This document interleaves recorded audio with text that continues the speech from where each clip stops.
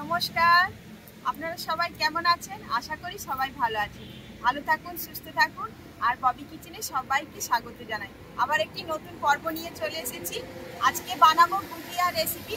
আজকে গুজিয়া মিষ্টি বানাবো। আর আজকে আপনাদের সবারই কিন্তু ভালো লাগবে, ছোট থেকে বড় কিন্তু এই মিষ্টিটা সবারই কিন্তু পছন্দের। আজকে কিন্তু গুজিয়া মিষ্টি বানাবো, তো সম্পূর্ণ ভিডিওটা দেখার অনুরোধ রইল।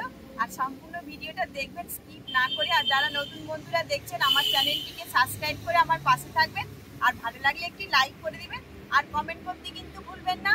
আর যারা নতুন বন্ধুরা দেখছেন, তাদের বন্ধুদের কাছে আমার ভিডিওটা অনেক অনেক করে শেয়ার করে দিবেন। তো চলুন আজকে গুজিয়ার মিষ্টিটা কিভাবে বানানো হয় আপনাদের সঙ্গে সেই রেসিপিটা শেয়ার করব।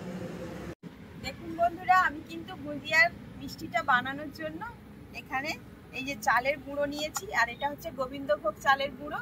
আর এটা কিন্তু খুবই টেস্টি হয়, মিষ্টিটাই কিন্তু ব্যবহার করতেই হবে। গোবিন্দভোগ বা গন্ধমালতি আপনারা অবশ্যই কিন্তু চালটা দেবেন। তো আমি এই চালটাকে প্রথমে ধুয়ে একটু শুকনো করে তারপরে মিক্সিতে গুঁড়িয়ে নিয়েছি। আর এই চালটাকে প্রথমে কিন্তু আমি দিয়ে দেব।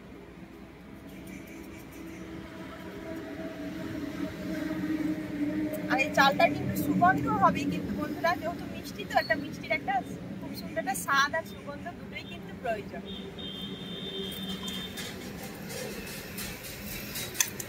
হালকা করে একটু নেড়ে নিয়েছি চালটা। আর দেখুন, এই যে 2 প্যাকেট আমল দুধ নিয়েছি।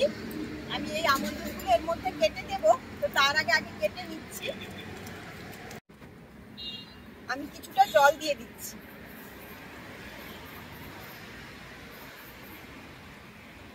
এটা চালের পরিমাণ মতো একটু জলটা দেবেন। দেখুন,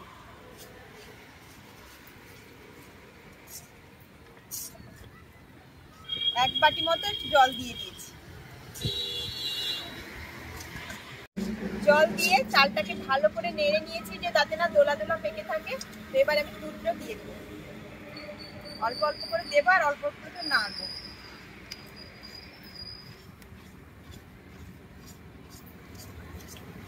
এক প্যাকেট দিয়ে দিয়েছি, আর এক প্যাকেট কাটবো আবার।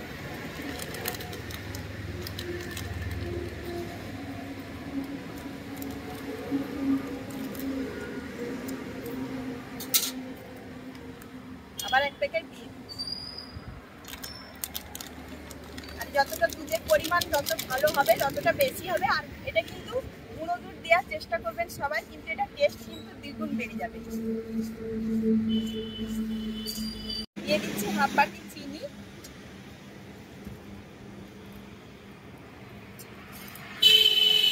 এবার ভালো করে কিন্তু এটা সম্পূর্ণ মিশিয়ে নেব।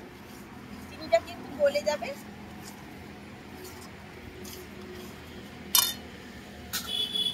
দিয়ে দিচ্ছি এলাচের গুঁড়ো।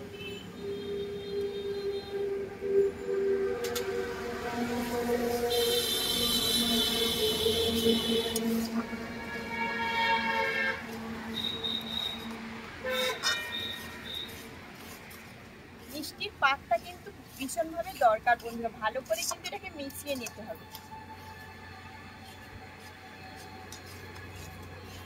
দেখুন বন্ধুরা, মিষ্টিটা যেহেতু একটু চাল দেওয়া আছে, তো একটু মিষ্টিতে কিন্তু লবণ দিতে হবে, তাহলে কিন্তু মিষ্টির স্বাদটা দ্বিগুণ বেড়ে যাবে। তো 1 চিমটে লবণ দিয়ে দিচ্ছি আমি।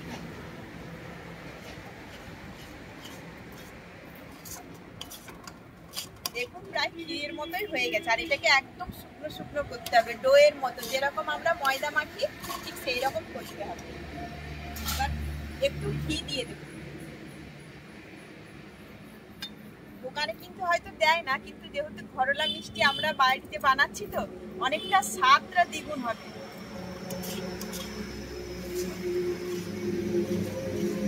আর খুব সুন্দর একটা গন্ধ বেরিয়েছে বন্ধুরা। দেখুন, নাড়তে নাড়তে কিন্তু হয়েই গেছে। আর কত সুন্দর একটা ডো হয়ে গেছে। দেখুন, কড়া থেকে কিন্তু ছেড়ে যাচ্ছে, এরকম কড়ার গা থেকে একদম ছেড়ে যাবে সুন্দর হয়ে। আর এটাকে এবার নামিয়ে কিছুক্ষণের জন্য একটু ঠান্ডা করে নেব। এটাকে একটু ঠান্ডা করে নিয়েছি। এবার হাতে একটু ঘি নিয়ে মেখে নিচ্ছি। আর একটু একটু নেব। আর এটা কিন্তু খুবই সহজ বন্ধুরা, আপনারা কিন্তু সহজেই বাড়িতে বানাতে পারবেন। ভালো করে একটু ঘিটা লাগিয়েও দিচ্ছি।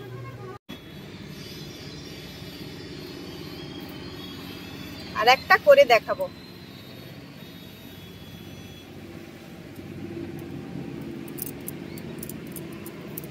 এরকম করে পাক দিয়ে নিচ্ছি।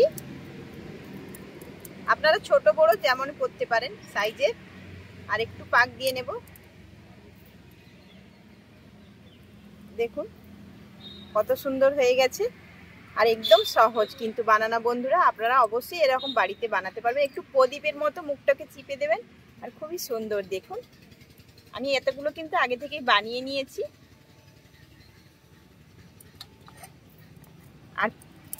আর পরকে পর আমি বাদ বাকিগুলো বানিয়ে নেব।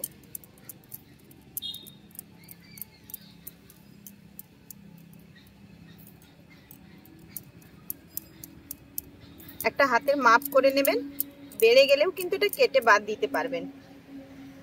দেখুন হয়ে গেছে। আবার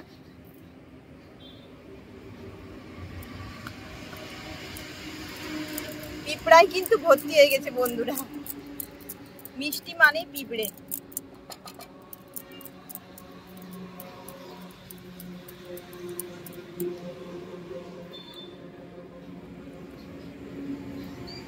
চটচট কিন্তু বানানো হয়ে যাচ্ছে।